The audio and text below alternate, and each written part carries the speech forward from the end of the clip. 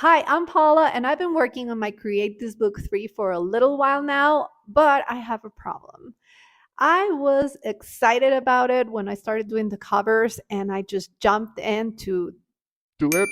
And now, every time I flip through it, it bothers me so much that these first pages are not done. And it also bothers me that I have to skip pages, and it's not like a nice flip through, uninterrupted and beautiful. So, I want to start over and fix those first pages today. Also, I wanted to tell you this was supposed to be my first video of the year, but because I got my Nerdy Crafter kit and was so excited about it, I made that my first video. But in the time I did that, I found another wonderful artist who's doing Create This Book 3. Her name is Ashley Monet. I'm gonna link her videos in the description because if you want to see more Create This Book 3, she's a really good one to watch. Speaking of shout outs, I really wanted to give a shout out to Andre, Frankie, Lala, and Dreama. And I'm sorry, you guys, if I'm totally mispronouncing that, but I just wanted to say thank you because I've started to recognize your names in our little community we're creating here in my channel. And you always have such kind words. So I just wanted to say thanks. With that, let's start and let's see how much I can do today. I have no clue how much I'll do today, but we'll see. Okay, so here's the book and that first page, which is pretty blank. I wanted to do something to match the cover, so I'm going to start by doing a rainbow gradient like on the cover, but this time the rainbow will go inside and not around the Creative Book logo bubble thingy. I thought this was a great way to practice using my coloring pencils. I've had this set for so many years, but I don't really know how to use them properly. So this time I took my time to do a first layer, just marking where the colors were going to be, and then a second and third layer where I really saturated that color and worked on the gradient. This took a long time to do, but it was really satisfying and I'm really happy with the result. I did, however, had to go over the letters with black colored pencil because they looked dull from the other colors dust falling on them. After everything was done, I decided to go over the outline with a thicker micron pen and to fix the heart next to my name and add a bunch of more hearts. When I was doing that, I remembered about the bleed through. And I knew for sure this pen was going to show on the next page, and yeah, of course, damn it. But oh well, I had already committed to the idea, so I went ahead and finished and thought I'd deal with the bleed through later. And later is now, so time to deal with it since that page is done and you can see all of the hearts coming through. I thought a little while on how to cover or fix this, and I ended up thinking I would just print another page. It wasn't that hard for me to print another page because since I had the footage of the book, I just had to screenshot it and print it.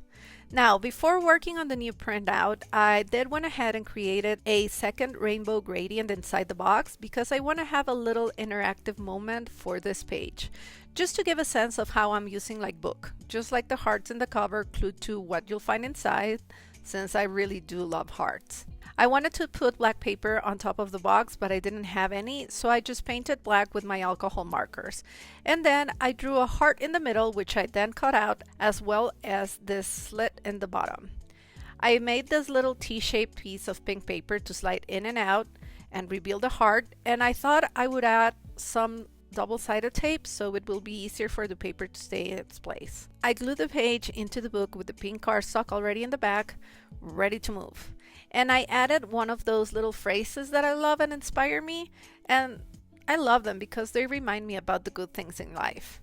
Drew a little heart instead of writing pull, and with that, this side of the page is done and it has a little interactive box. The next one, I just like what Mariah said about working on the books, so I surrounded it with some little rainbow hearts and I made sure to underline the part that says have fun, because this is what the book represents for me, a space for free fun. Next page, I was really dreading to tackle because it's already so full and boring that I didn't know what to do with it. To keep up with the heart theme, I just added more black hearts falling down from the black title bar, and this title bar was bothering me because it seems uncentered and the text unbalanced, so I added one more heart there with a white outline to make it a little bit more symmetrical.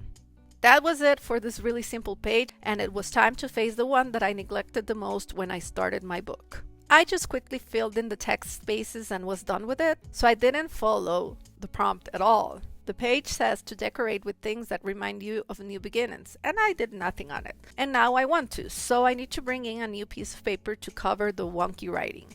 First thing was to cut out a window so I wouldn't cover the prompt, so I marked the circle where that goes. The circle looked a little bit wobbly, so I brought out a glass and made a bigger circle. Now, sunrises, nature, and fresh flowers remind me of new beginnings, so that's what I drew on this page. It's a very naive, even childlike looking drawing, but that's what I was going for. This is a book where I intend to create just for the joy of creating, to kind of take moments for myself where I just draw and paint for fun. And it's funny that I'm now realizing that most of the ideas that I'm using in this book are from memories of stuff that make me happy as a kid, like cartoons, color themes, toys, and all of that. So there you go. To have fun, it makes so much sense to me on this book. And if you really want to see my serious side as an artist, you can check out my website or my Instagram. I was happy I could color this drawing with my alcohol markers because it didn't matter if they bled through the paper. I really love the even effect they create. So I colored my cute picture with bright happy colors and then went in with my Posca paint markers and did a little bit of detailing on all of the flowers, which I regretted at first, but then it all came together nicely and I like it. I cut out the window and glued the page onto the book.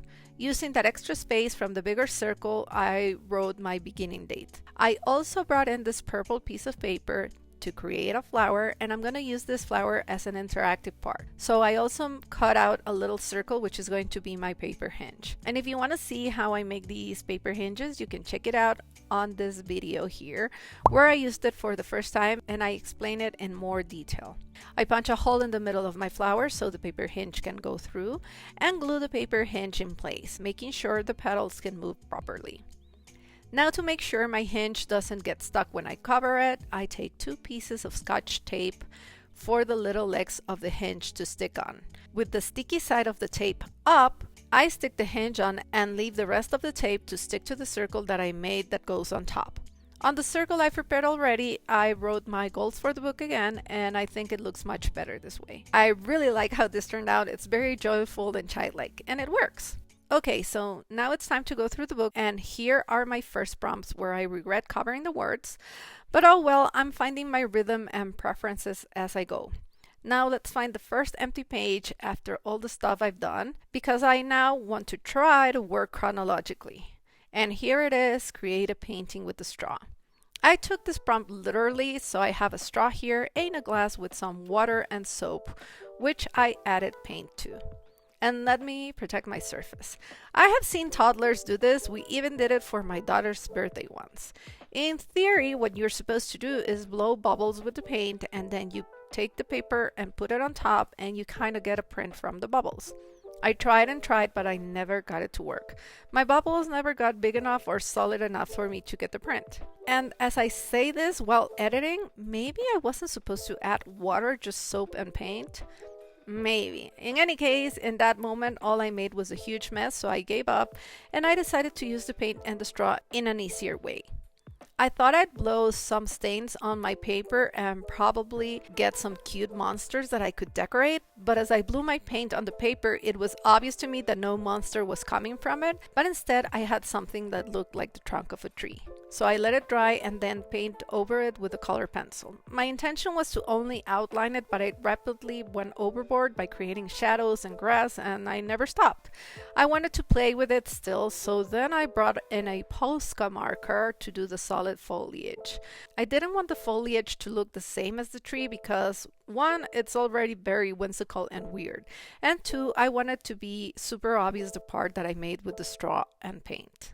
Since I already went crazy with this tree and made no sense whatsoever, I reached for some stickers that my dad had left in the car for my daughter and added these glittery butterflies. I don't know why I'm throwing everything into this drawing. I guess that was just the mood I was in.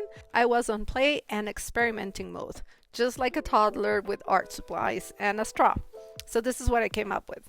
Once it was all finished, I glued it to my book, cutting a window for the prompt, of course.